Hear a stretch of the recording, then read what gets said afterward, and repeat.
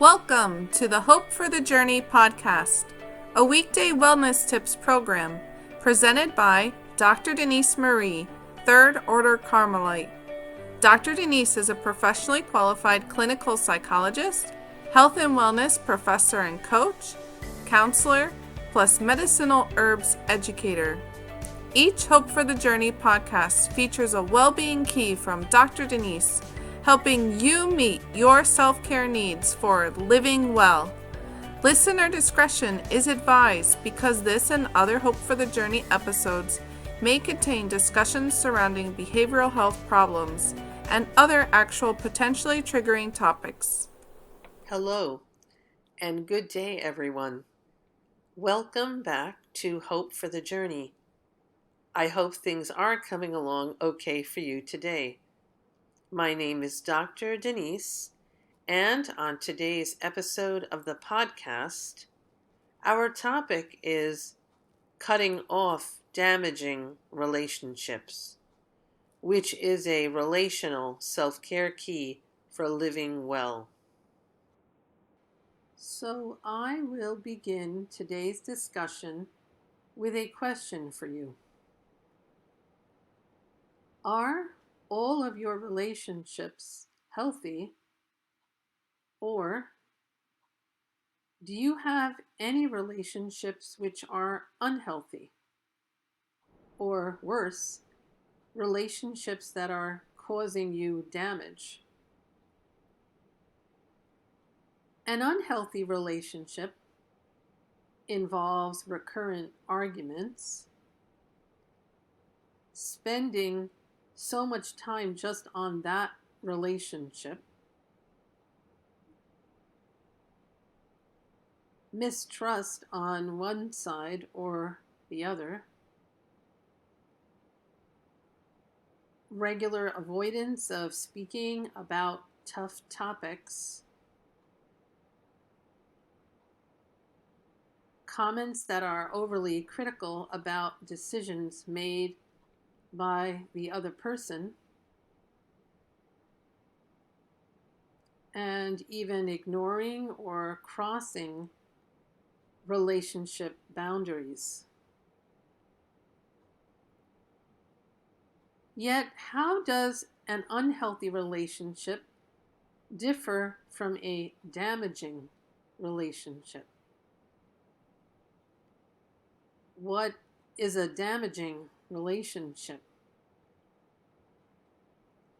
A damaging relationship is one that is continuously detrimental to your psychological wellness,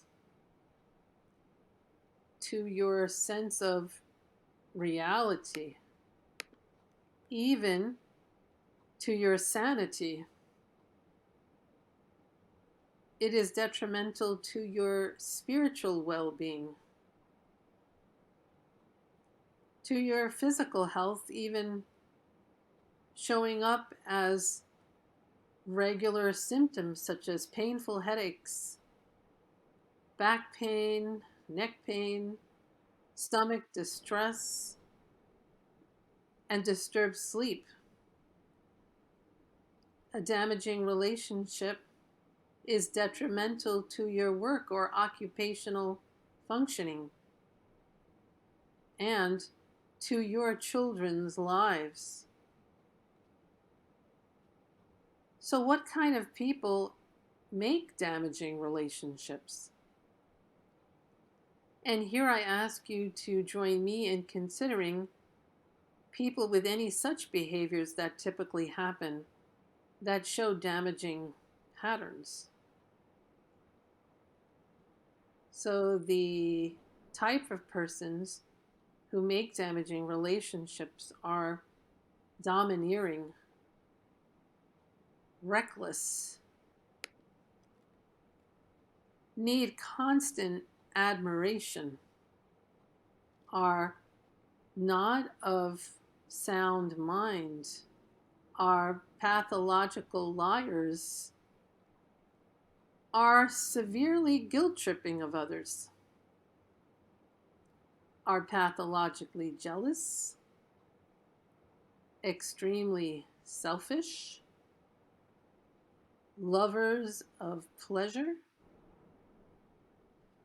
not at all remorseful, who are vicious and cruel, even brutal to others, actually act like terrorists. They are habituated to evil doing, even could be labeled pagan in their behavior. Self-worshiping people. To say the least, such persons should be flying relationship red flags. Now, while getting away from such bonds is a monumental task, cutting these type of people off is necessary so you can have a life in which you can not only survive but recover, heal, and thrive. It is okay to go ahead and cut ties with a damaging relation. Cutting contact will certainly change your life for the better, even though at first there is much pain and discomfort in the removal of the relationship from your life. Yet you will discover that new blessings will come as times go on. So you might be asking, how can one start to gain one's life back after cutting off a damaging relationship? Well, for sure, to start, it is very important to mourn whatever aspects of the relationship you need to grieve. Also, please have compassion on yourself for the thoughts of, gee, I should have left this relationship much earlier on. It's hard enough to make the decision to do the cutting off. So please have some mercy on yourself for not leaving sooner. It is also important to work through things that you have learned about yourself as a result of being in a destructive relationship. It even helps to start to think of a list of what it is you like about yourself, especially after having been under the heels of a detrimental, destructive relationship with the kind of hurtful communication that involves. So making a list of what you like about yourself is important to keep in your mind. It is also vital to seek support from friends or family who you know understand what you have been and what you are enduring. Certainly, don't hesitate to ask for professional help from a trauma-informed counselor if you feel the need to. If going it alone and even with a circle of social support is in need of extra professional input. Certainly, getting your life back after a cutoff of a damaging relationship will involve developing new coping skills, especially emotional ones. Emotional processing is such an important aspect of getting through the aftermath of a detrimental relationship. It is also key to engage in self-care routines every day,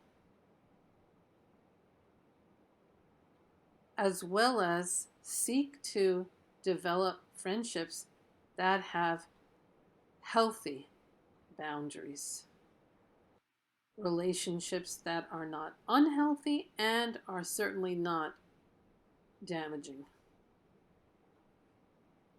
Also, sharing your story with others that you believe can be trusted can really be a help for moving on. Certainly, restoration for you is possible.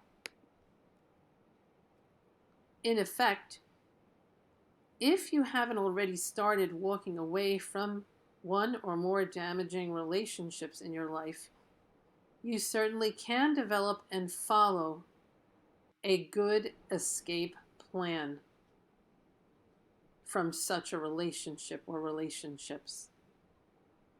Not only for the benefit of your relational well-being, but for a much more flourishing life.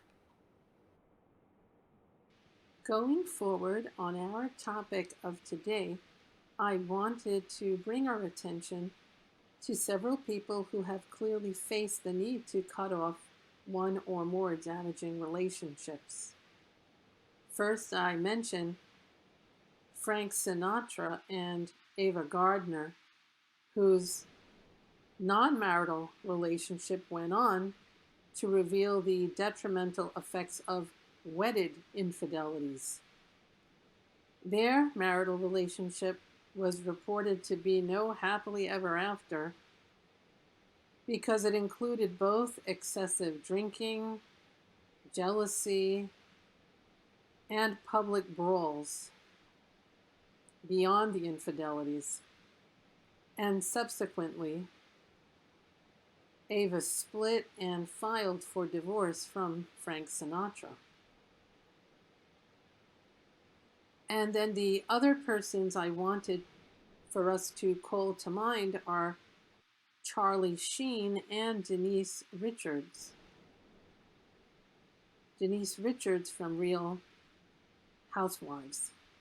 And her relationship with Charlie Sheen has a history that was not reported as one growing with much positives in it. When Denise Richards was pregnant with their second child, this couple made the public statement of a decision to separate.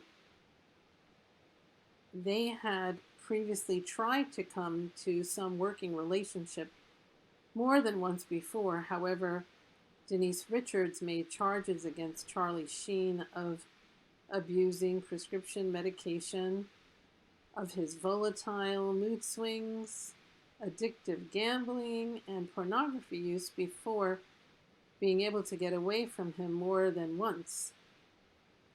At a later point, Charlie Sheen engaged in quite public social media and fury in interviews against Denise Richards involving repeated insults at her way of doing things.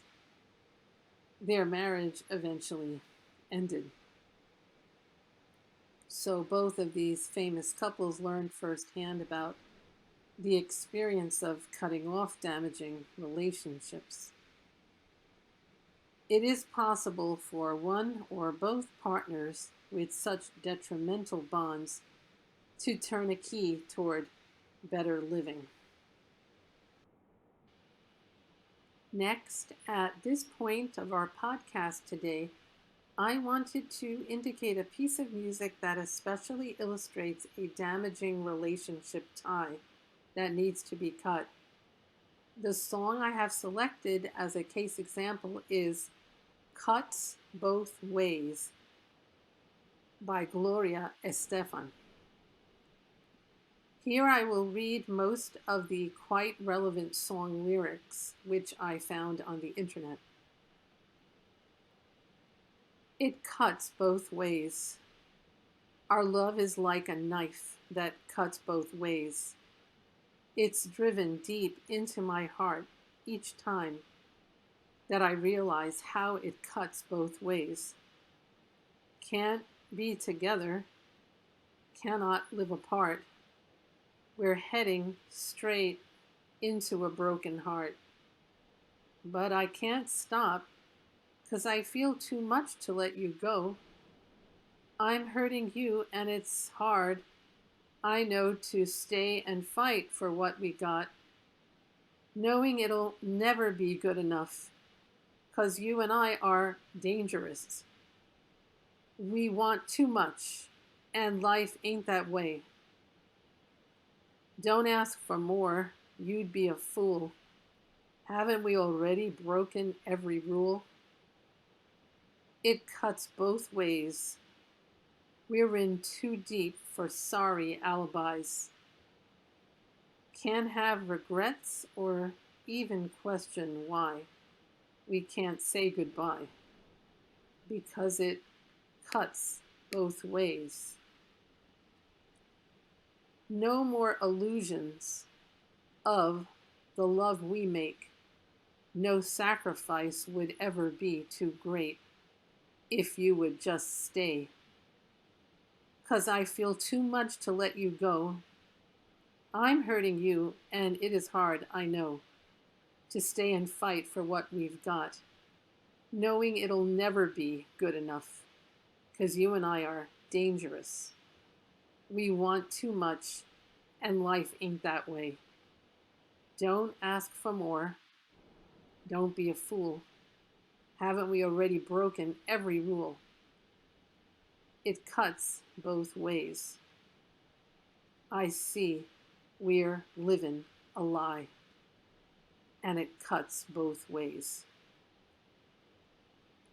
So this song reminds us how there are times when a relationship bond needs cutting for well-being improvement. At this point, I wish to bring your attention to some extra possible care for you and your general wellness by presenting the following: 3 health foods and plants to nourish and help restore you from the stress and exhausting feelings you would face in working to cut off a damaging relationship, which is our self-care key of the day. Just keep in mind, please, to talk over these 3 items with your doctor before applying them to your specific health situation. I do have a trio of foods to mention which are complementary to body and soul functioning. First, I'd like to make note of valerian root, which is stress relieving and is also calming. Then I can mention rhodiola. Rhodiola can help combat fatigue, improve energy levels, enhance one's focus, and ease anxious feelings. And then there are rose hips. The rose hip is the fruit or berry of a rose plant, and rose hips can support intellectual functioning as well as reduce stress. Though please recall my advice about reviewing such foods and plants with your doctor to confirm their being a match to your unique health circumstances. Otherwise, I am pleased to underline as gifts of nature valerian root, rhodiola, and rose hips, not only for your physical health, but also for your soul care. Additionally, I wanted to share this brief item with you today, a post-it note I have written to encourage you to take care of your well-being by cutting off damaging relationships. So I hope you will take to heart these words from a friend, actually Psalm 101, verse 4. Let men of perverse heart be far from you, so you will have nothing to do with evil. And for the next item on our podcast schedule of today, I have a web-based app to note in service of identifying damaging relationships for cutoff decision making. This particular web-based app is called Amy Says. Amy Says is designed by 2 co-founders from Colorado, Anne Wintemute, who is the CEO, and co-founder Stephen Nichols. These app developers, in describing the Amy Says app, say, quote, "We want the user to enter into a conversation with Amy and see what she has to say as a domestic violence expert. The user submits communication, either a single message from a former or current abusive partner, or a dialogue back and forth, such as a text exchange.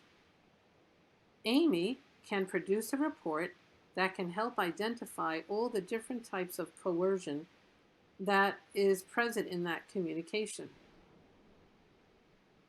says Anne, the CEO of Amy Says. It gives validation to their narrative. It provides a concise, easily understood, well-packed response to the question of what abuse is present here. End quote. Further, going beyond this web-based app I discovered called Amy Says, you can bear in mind that there are other wellness helps to find out about in our Hope for the Journey podcast resource center, located on Instagram at Cause for Hope.